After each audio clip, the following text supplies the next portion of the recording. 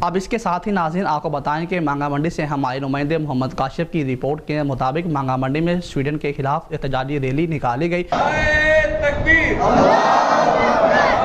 تخت ختم نبوت زندہ باد، زندہ باد، شان صحابہ زندہ باد، عظمت صحابہ زندہ باد، عظمت قرآن زندہ باد۔ ریلی میں انجمن تاجران، سیاسی سماجی شخصیات سمیت صحافیوں نے شرکت کی۔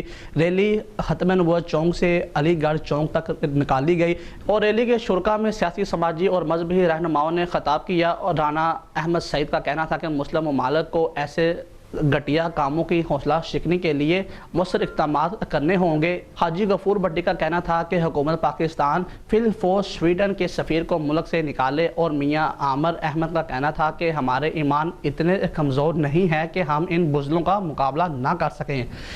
شرکاء کی سویڈن کے خلاف شدید نعرے بازی، شرکاء نے بینرز، پلے کارڈز اٹھا رکھے تھے۔ سویڈن کے خلاف مرد آباد کے اور عظمت قرآن کے نعرے لگائے گئے۔